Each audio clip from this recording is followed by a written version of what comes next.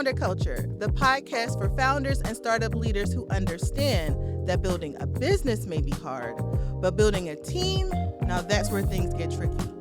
I'm Romaine Wright, founder of Just Right Consulting LLC and creator of Thrive or Derive.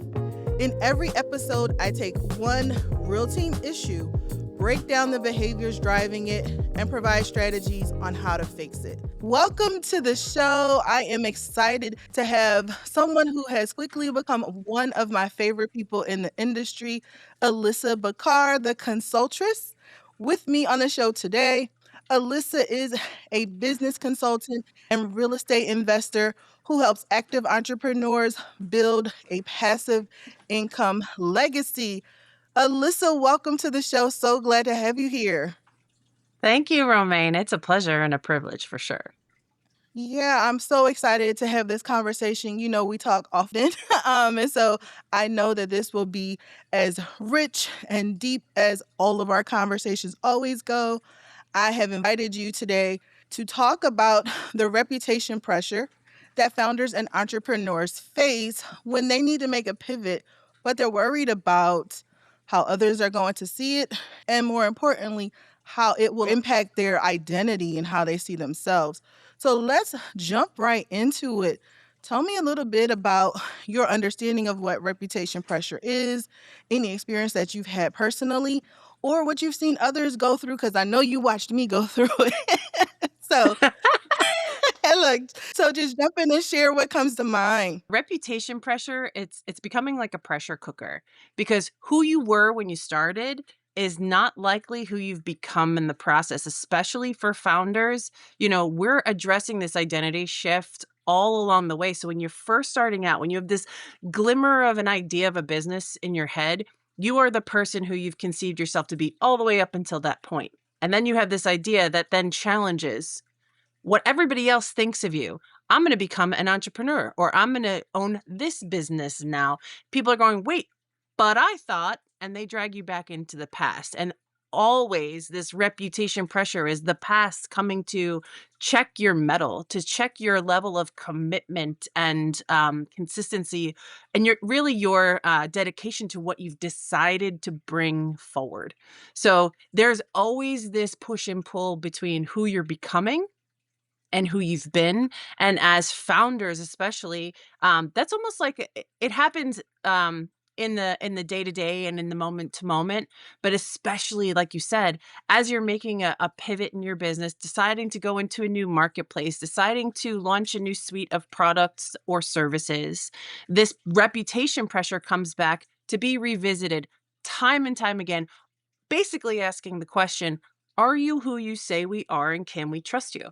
I was thinking about it within the context of pivots, but what I hear you saying is it's always happening, right? It's always happening as you evolve, because as you evolve, your image, who you are to people, has to evolve as well. And people don't do well with change, which we know, right? People struggle with change, especially when it's not their own change. And so Mm. I'm so glad that you shared that expanded lens for understanding the continuous pressure that we experience, so that when it happens and something triggers it, it's not a surprise, or it's not something that we feel we're uniquely experiencing. It's part of being an entrepreneur. And that was the challenge for me when I was going through it. And I'm like, oh my God, what do I do? You know, I said I'm going to do this and I'm doing it, but something's got to change. And I don't know what that looks like for me. That was the big one for me, is the identity piece. And you jumped in and said, Romaine, that's ego, which was so good for me in the moment. But I want to talk about your experience also with strategic pivots and managing the pressure that you felt, because I, in the last 6 months, have watched you make at least 2 strategic pivots that I was quietly in the background like, what's she doing? But they have been super impactful in expanding your reach, expanding your network, and bringing me along with that as part of your network. And so it's been great, at least from my perspective, for all of us. So talk about your experience. Oof. I mean, I could like bring you back to the history of pivots in the Consultress universe. Yes, that was a head nod to Friends for you fanatics out there. Um, but essentially, if I look back over the last year, I set a vision about how I wanted to show up in business, how I could bring more of my authentic presence to the forefront. And I realized there was a place where obviously I desired to expand, hosting masterminds, consulting one-on-one, getting really in the nitty-gritty and in the thick of people's growth. That also requires me to grow. So as I was doing that and getting vulnerable one-to-one and person to person, I realized like my brand was behind the eight ball. I realized that my way that I produce content was a little bit antiquated. So I had to like readjust and say, okay, what is it that I'm actively doing now that I'm actively pursuing? And I had to become really honest with myself. It was that personal transformation is 100% and inextricably linked with business growth and development. And so I was hiding a little bit, like business growth is business growth. And I'll show you all the things, quote unquote, that come with that. And then serving from that place of personal identity shift and reputation underneath it. But I was using business almost in the front. And having this awareness that I was like, quote unquote, hiding a little bit was really uncomfortable because it's been the value all along. And I've been telling people for, almost decades at this point, I fall in love with my clients. I really just get into it and kind of take it all on and take it all in to change for the person their experience of business and change for the business their experience of that person's role. And so as I made this pivot from like, oh, I'm not just a business coach, like I'm a transformationalist that helps people to match in who they are with what they're up to now and bring that brand forward with them. That, like me, I had to go, oops, all right, well, what I'm saying I do doesn't match what I'm actually doing now. So I had to review it, renew it, and then redeploy how I was speaking about my value in the world. So um, that's really scary, honestly, because I'm like, well, what if people think I'm not a real estate investor anymore? What if people think that I only do broadcasts, like I only do this Rise Above the Grind live event podcast and nothing else? And like all the worries when you're in a pivot, all the worries about what people are going to think or what people think I don't do anymore. It's like, well, I have all these value delivery systems, but if I only focus on where I'm going, I have this grief about what I'm leaving behind. And that's really the baseline of what's underneath why people don't move forward, why people don't iterate and innovate, because they're afraid to lose what they've already built. And I bring the phrase to this conversation that what got you here will keep you here if you're not careful. You've touched on so many different things that I've experienced and also that I talk about. And the one you literally just said was about grieving, in my language, grieving previous versions of yourself, previous versions of what you've done. I literally just had this conversation with a group of people um, because I had spoken with one of them about the stages of grief and how she was going through them and helping her identify where she was. And we talked about how you can grieve anything. It's not just death, right? And the loss of a loved one, but anytime something ends, there's a grieving process we need to go through. And so talking about that in the context of this conversation is powerful because it's saying that's who I was and that's great and that's what I did and that was my business then, but I'm evolving and so as I evolve, those, there are things that die out and there are things that continue. And you audience, right? You clients, you followers, you observers, you them on the outside, you're observing the journey as I evolve. So I love the adding that additional context to the conversation. You said lots of other other things as well, which again, I think I'm gonna have to go back and listen to it myself. I watched you go through this process just in a short time, and seeing the benefits of you stepping out. I didn't necessarily see your fear, although we've had some conversations, and you jumped out there anyway. So that was inspiring even to me. So hearing you talk about the even more behind the scenes is very, very valuable for me. As we've talked about this, you shared about your experience.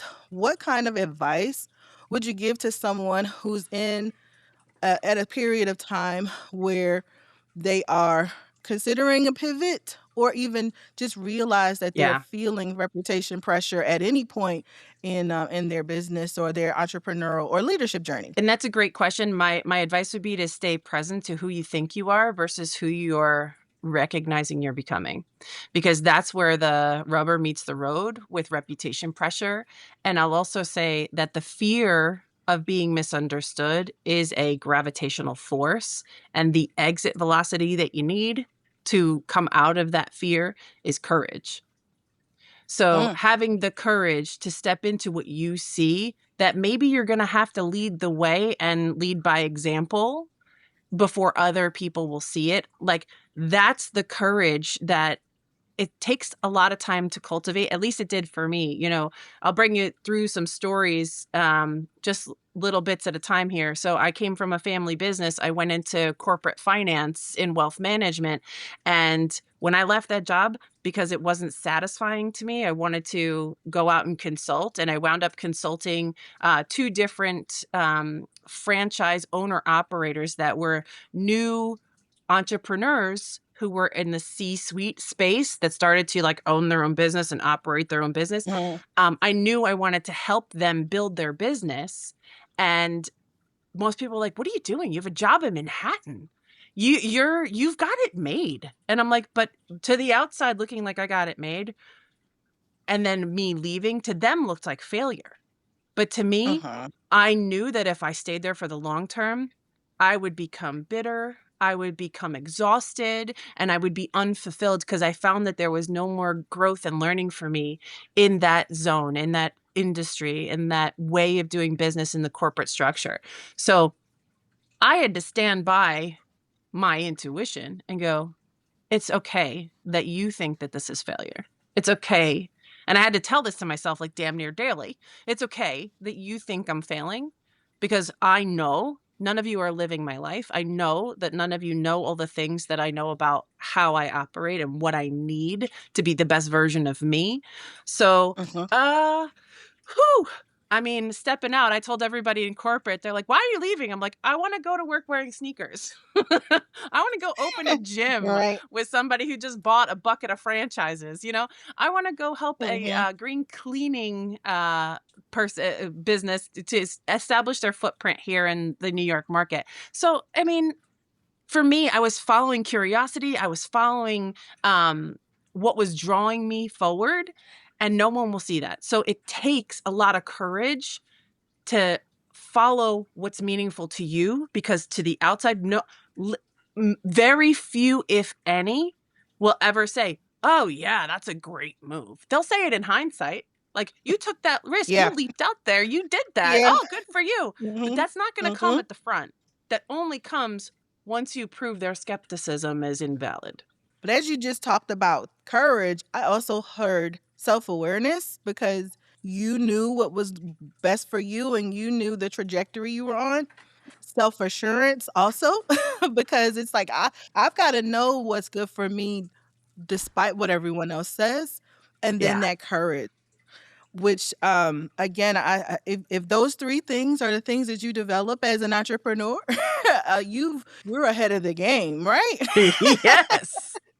So, Alyssa, share one quick final thought before we close out, that you want the listeners to walk away with. Okay, so in today's age of disruption and acceleration, fear is just a roadblock. It's not a stop sign. It's actually the thing pointing you to the fact that you might be on purpose. So use that fear as fuel to push your courage and make that step out, take that risk, because odds are you're going to win something or learn something and you're going to be better off for it.